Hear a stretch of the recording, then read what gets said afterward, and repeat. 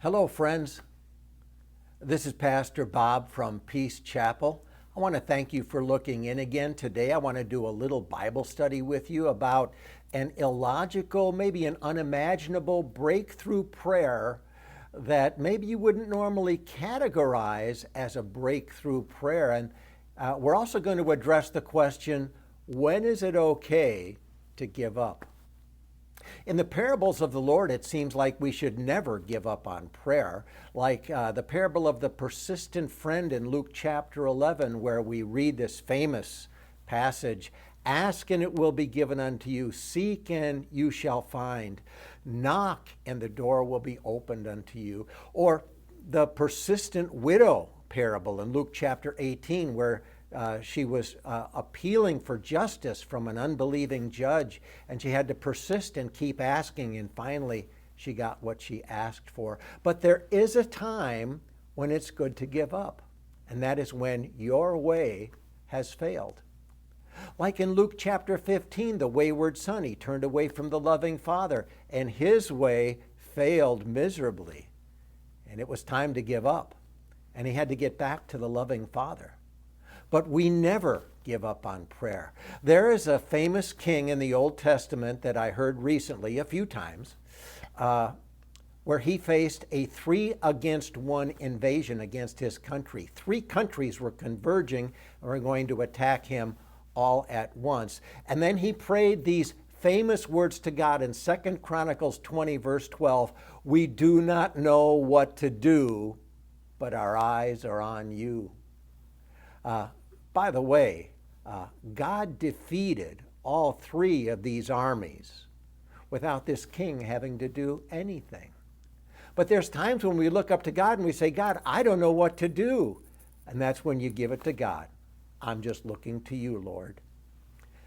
Here's what we want to avoid.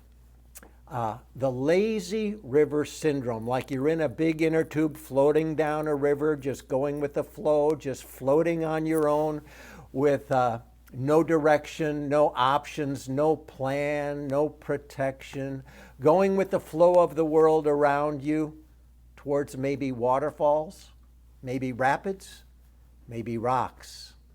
One of the worst sunburns I ever got was floating down the Apple River in an inner tube, going with the flow. I was unprotected. I was unprepared for getting sunburned the way that I did.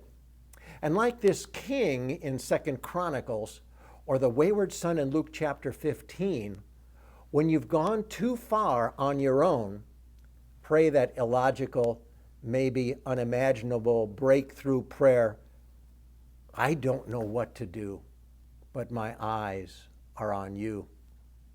What about the other times? When we're not in a crisis, when we're not facing a big problem? I'm glad you asked.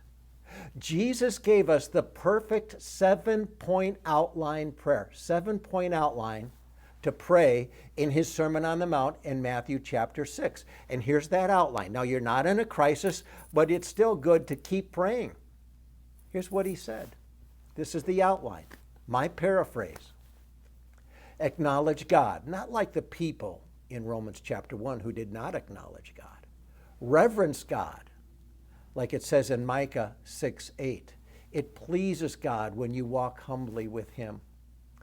Yield to God, Luke 22:42, letting him lead with unfathomable wisdom.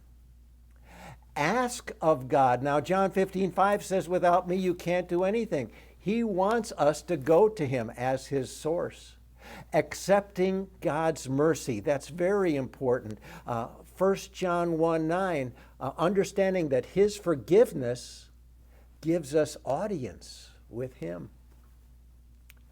Follow God in good things. Galatians 6:9 advises us, "Do not grow weary in well-doing, for in due season you will reap if you do not give up." And lastly, number 7, worship God. Psalms 100 verse 4, "Enter his gates with thanksgiving and his courts with praise." It's commanded, but it's also due him, and it's also good for you.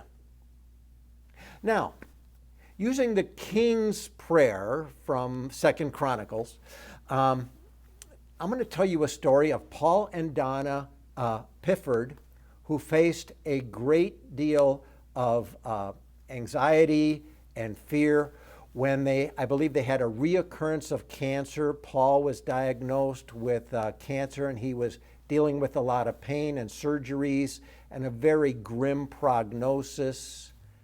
And they basically prayed a prayer. I'll tell you what they prayed, but they basically prayed the same prayer that the king did in 2 Chronicles. We do not know what to do, but our eyes are on you. Their pastor, Tim Gibb, mentioned them in prayer at every prayer meeting, every Bible study, every church service. And Paul and Donna said this: we're going to seek the healer more than the healing. And they're saying, my eyes are on you, God. I don't know about healing. I don't know about doctors. I don't know about prognosis or medication or what's going to happen, but my eyes are on you, God. They were seeking the healer more than the healing. And they vowed to worship God no matter what happened. After surgery, they got good news. Tumors that they were worried about have all shrunk next to nothing. And Paul is now cancer-free after more than 2 years. I love that story. When we're in a crisis, God, I don't know what to do, but my eyes are on you. Remember that. And about the time when you're not in a crisis, it's still good to pray. The prayer that the Lord taught us. I gave you the outline.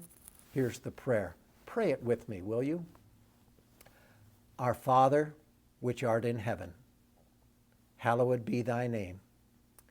Thy kingdom come, thy will be done in earth as it is in heaven.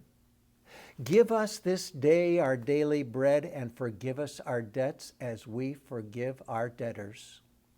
And lead us not into temptation, but deliver us from evil.